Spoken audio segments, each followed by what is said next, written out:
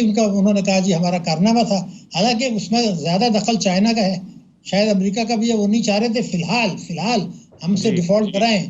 तो जब बजट में आवाम के लिए नए टैक्सेस का पहाड़ तैयार है। 700 अरब रुपए के नए टैक्सेस लगाए जाएंगे। नए माली साल के बजट में नॉन फाइलर्स के गिर्द घेरा तंग किया जाएगा। अच्छा जी, ये बड़ी बुनियादी बात है कि पाकिस्तान के ज्यादातर मसाइल की जड़ जो है ना, वो क्या है? बेतहाशा आबादी। आपकी सरगर्मियां ही नहीं हो रही और कोई 10 करोड़ रुपए, 10 करोड़ अफराद गुर्बत की लकीर से नीचे हैं। आज़म ने बजट में नौजवानों, खवातीन और किसानों के लिए इनकलाबी प्रोग्राम शामिल करने की मंजूरी दे दी है। मजीद जानते हैं Azhar Farooq. So this is the ground reality और कोई नहीं रुक रहा भाई, ये आबादी बढ़ती चली जा रही है। और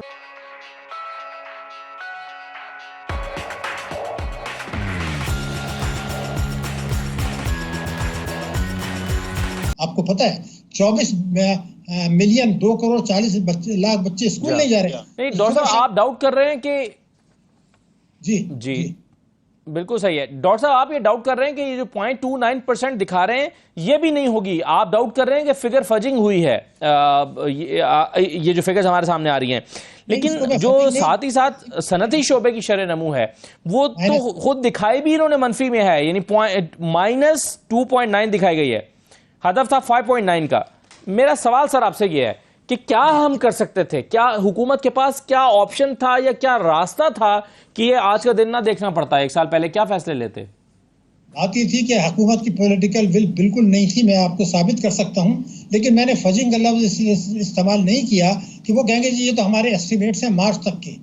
जब अब लेटेस्ट फिगर आएगी, मैं तो आपको -2 आज बता रहा हूँ, -2 या शायद उससे ज्यादा। अब आपका सवाल आ गया, सवाल सिर्फ ये पैदा होता है क्या हमारी मौजूदा हुकूमत, साबका हुकूमतें या फौजी हुकूमतें चाहती थी कि मईशत बहाल हो? उसका जवाब है नहीं। मैं आपको साबित कर सकता हूँ।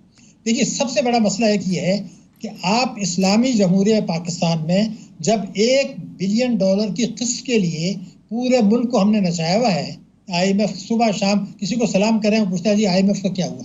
मैं ये कहना चाहता हूँ कि क्या आज की तारीख में चोरी के पैसे से, रिश्वत के पैसे से, स्मगलिंग के पैसे से मैं डॉलर खरीदूं, उस डॉलर को फॉरेन करेंसी अकाउंट में जमा कराऊं और कानूनी तरीके से उसको बाहर भेज दूं?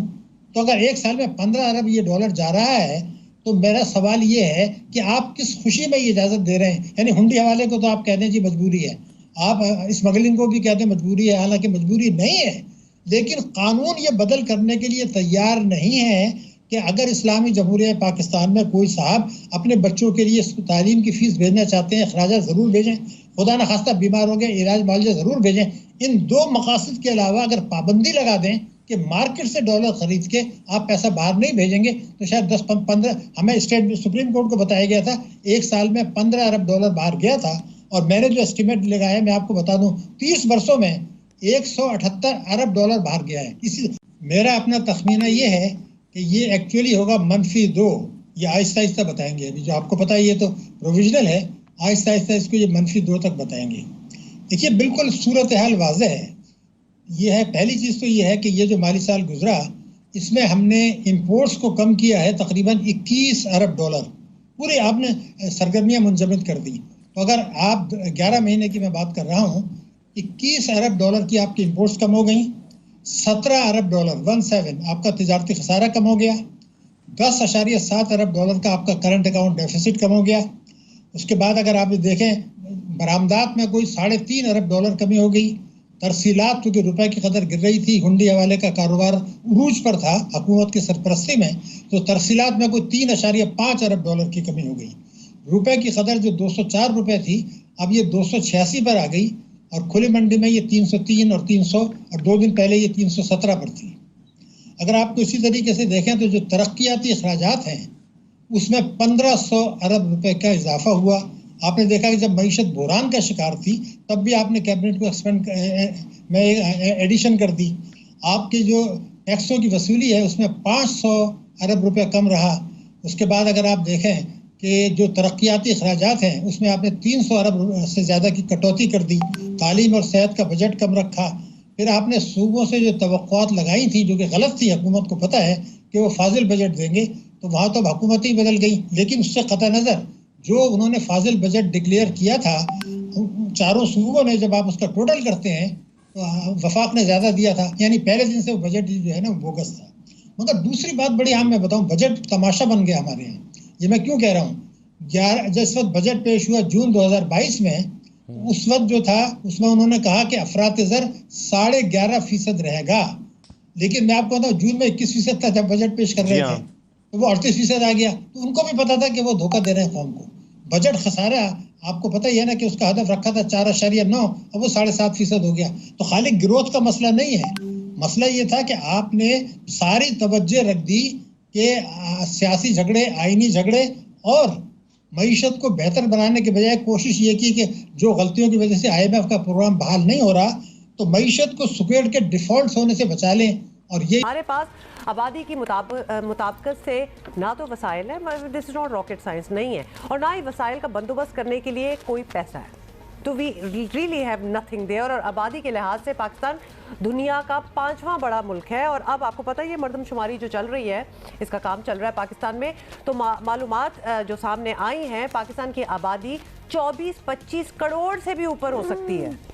कैंपेन तो बहुत ज़्यादा चलाई जाती है, लेकिन कैंपेन चलाने से पॉपुलेशन का मैनेज होना, कंट्रोल होना, इसकी कोई ज़मानत नहीं है। पहले हमने अपने सिस्टम में देखना है कि why we fail to control population, हम क्यों नहीं मैनेज कर पा रहे हैं।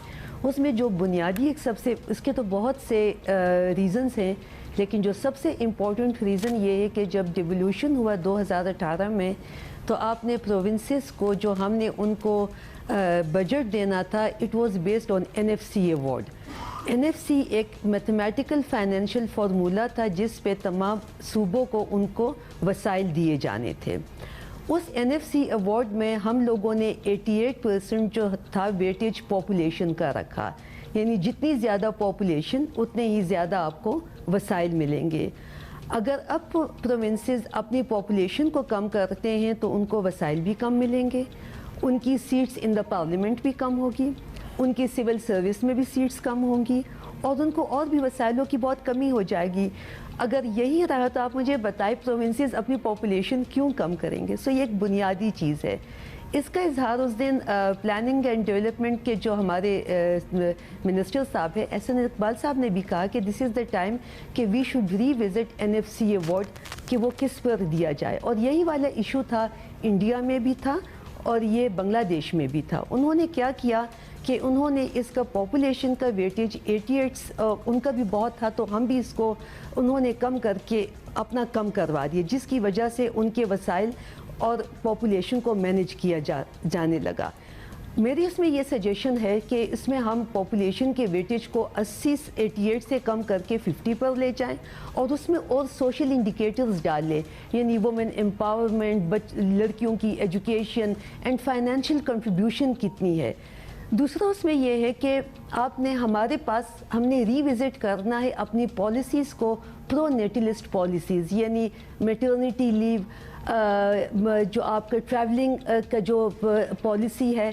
अब अगर एक औरत है, उसके 5 बच्चे हैं, 10 बच्चे हैं, उनके तमाम बच्चे एहसास प्रोग्राम में या जितने भी हमारे सोशल नेटवर्क के प्रोग्राम में वो कवर्ड हैं, तो अगर आपने उसके नंबरिंग पर नहीं करेंगे, आपने उसको अनलिमिटेड दे देना है, तो हम इंसेंटिवाइज स्मॉल फैमिली नॉर्म को नहीं कर रहे हैं।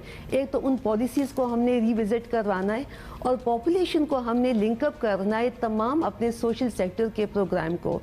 एक चीज़ लास्ट में कहूँगी कि population is not only limited to contraceptive आगाही, इसके अलावा भी अगर population, it is a multi sectoral issue.